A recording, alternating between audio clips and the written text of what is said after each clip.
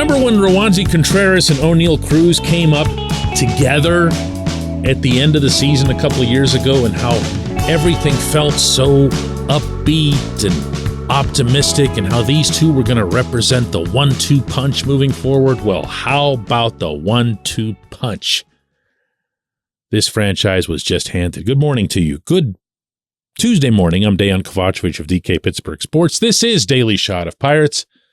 Comes your way bright and early every weekday. If you're into football and or hockey, I also offer daily shots of Steelers and Penguins that I hope you'll additionally check out. Astros 8, Pirates 2. Roansy got clobbered on the day that it was made known that Cruz had leg surgery last night and will miss 4 months, probably a little bit more. And on top of that, and this is not to equate the two things, Contreras goes and just gets rocked. 3 1/3 innings, 7 runs, 9 hits, 4 walks, 3 strikeouts, 43. Only 43 of his 84 pitches were strikes. He couldn't command a thing. Couldn't get his four-seamer over the plate. And as a result, nothing else played for him, including, I should add, his stuff. And to have that happen on the same day, I know, okay? It's reaching. But I'm in that building last night, and there's 10,122 people in there, and probably 1,000 of them were there just to cheer on the defending champs. They had kind of their own rooting section there behind the first base dugout. The air was gone, man. Plug was pulled. The chute might have been pulled. That's how it's been around there. And I don't blame them. In fact, to be honest with you, I appreciate the honesty. I appreciate a lot of the sentiment that was being expressed, beginning with Derek Shelton saying, you know, what a great loss this is. And he had some emotional words about the kid and how he's more concerned than anything else about the kid's mental well-being in the short term. You can roll your eyes at that because I know this isn't, military combat or anything like that, but he's young and he's only ever done one thing in his life, and it's gotten him off the island, which is a term that they use a lot in the Dominican, as it relates to baseball, believe it or not. And it's brought him everything. And here, just one day, one moment, just like that. Leg surgery, 4 months out, undoubtedly other questions to follow. Is he still going to be able to play shortstop? Is he going to have the same level of speed that he had before? I mean, I'm not trying to make it worse than it is. I'm just saying that those are the kinds of thoughts that go through anyone's head when they've suffered a major injury. And it hit them. And I am not about to make any excuses for Roansy not being able to locate a routine four-seamer. But there's no way it didn't impact him. There's no way. When you look at his velocity, it was fairly normal. So there wasn't any kind of health issue or anything like that. And I did check with Derek Shelton on the ladder, and nothing at all amiss there. He just couldn't hit the plate. He couldn't put the ball where he wanted to. I asked him why, and this was the response that came through the interpreter. What happened? To what can you attribute that? ¿Qué pasó? ¿A qué tú le puedes atribuir eso, el que no pudiste comandar los picheos? Bueno, realmente tú sabes, son cosas que pasan, una mala salida, no son cosas que uno tenía planeado, pero realmente se me decía difícil decir exactamente qué fue lo que pasó, pero siento que son cosas de juego. It's hard to say exactly what happened, but it's just a bad outing overall. He's just sparred the game. Yeah, stuff happens. Bad day. But a really bad day. A really bad day. The team's going to have to get over it. Not just Contreras. Mitch Keller is pitching tonight.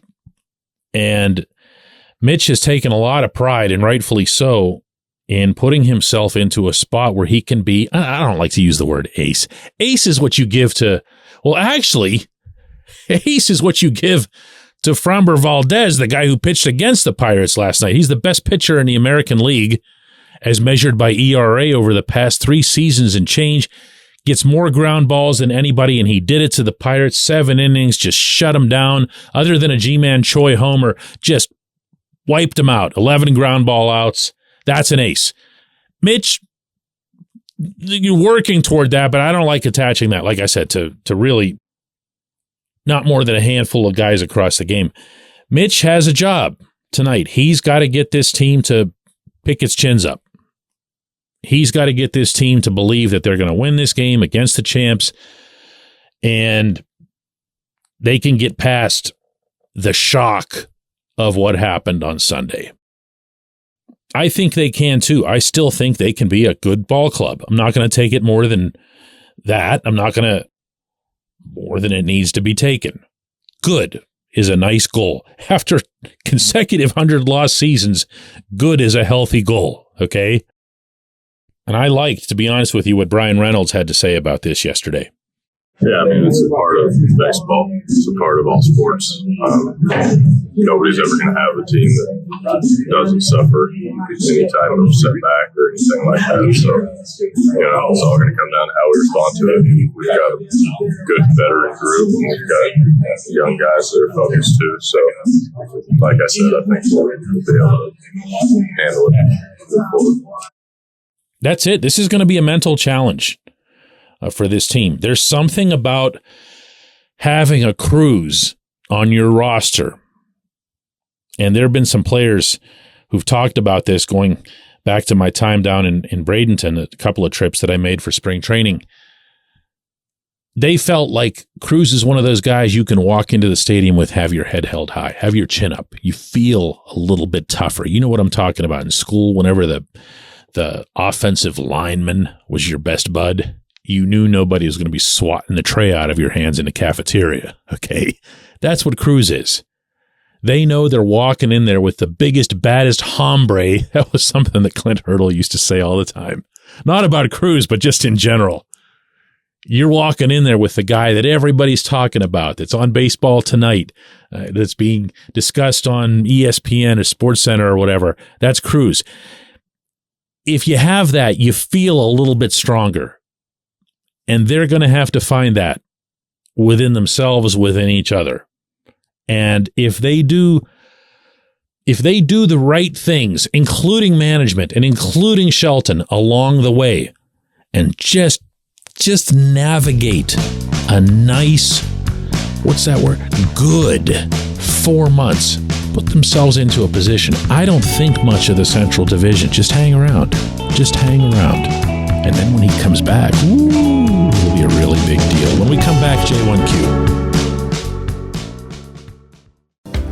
This portion of Daily Shot of Pirates is brought to you by our friends at North Shore Tavern. That's directly across Federal Street from PNC Park. It's home of Steak on a Stone, an eating experience, underscoring the word experience.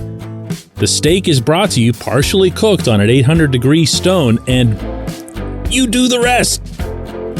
It's a ton of fun, it's a great meal, and it's a baseball atmosphere like no other in Pittsburgh. North Shore Tavern, right across Federal Street from PNC Park.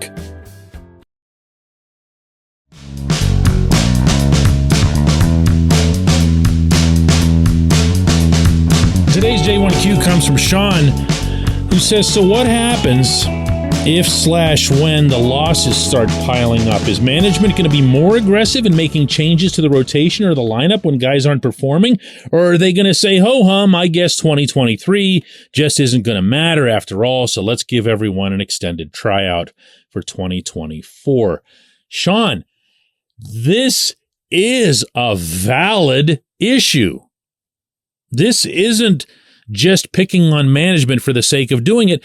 To date, through 3 seasons, we don't have precedent to believe that they will, in fact, stick to a winning, let's prioritize W's above all else mindset. And I'm not sure that it was ever all the way in place. Okay, I know a lot of people bit my head off when I reported what I did last fall about the punting, even though there's no one in upper management that would dispute the veracity of that reporting, or could dispute the veracity of that reporting at that time, they changed their stance. They decided that they were going to talk about nothing other than winning and moving forward and let's go get it done now and everything else. And they bring Kutch back. Kutch comes back, and then all of a sudden everyone believes it. Okay, great. Fine. It's there. Added a couple other guys, Carlos Santana, Ji-Man Choi, Rich Hill, spent a little bit of money, not all that much more than last season, but everyone went along with it because we were all just ecstatic to see Kutch back. Okay, so they do all that. But now you're faced with a real challenge. If you are Ben Cherington and you're looking at this, I don't know, I'm not going to leave Shelton out of this. If you're Shelton or Cherington in this setting, and you keep rolling out there Castro and Jack Sawinski, just to throw them out there, because they're the two guys that have struggled the most early on. Brian Hayes has too, but he's in a different bracket, whether anybody likes it or not. He's going to be your starting third baseman. But if you have Castro and Sawinski just dying out there day after day, just dying, maybe, and you did throw this into your suggestion here, you don't wait as long. You're not as patient. If you know that Travis Swaggerty is balling out in Indianapolis and you just saw Swaggerty do what he did for you for the duration of spring training, you bring him up. You bring him up and you move down or move out someone who isn't. And now I'm going to really touch a nerve, because the other thing that you need to do is not sit there and suffer through Rich Hill and Vince Velasquez being awful over any significant span of time. If they end up being just two total duds every time you're going through the rotation, that's not supporting your team. That's not prioritizing winning. You can keep them on staff. You can have them do the stuff you've got Will Crow doing now, the mop-up duty like he did last night. That'd be wonderful. It's a gross overspend on Hill at $8 million, and arguably a gross overspend on Velasquez even at half that. But it doesn't mean you suffer through the mistakes. If you see that Luis Ortiz is just blowing people away in the International League, as he has and is going to continue doing so, then why keep him down there? Super 2, right? Well, let's save a few bucks in 2029. Or are you going to win? Are you going to prioritize the winning? Or is this like a punt in disguise? Just throwing it out there since Sean brought it up. If the time to win is now, then the fourth and fifth, and maybe the sixth best starters in your organization shouldn't be in AAA. I appreciate the little spark there, Sean. I appreciate everybody listening to Daily Shot of Pirates. We'll do another one of these tomorrow.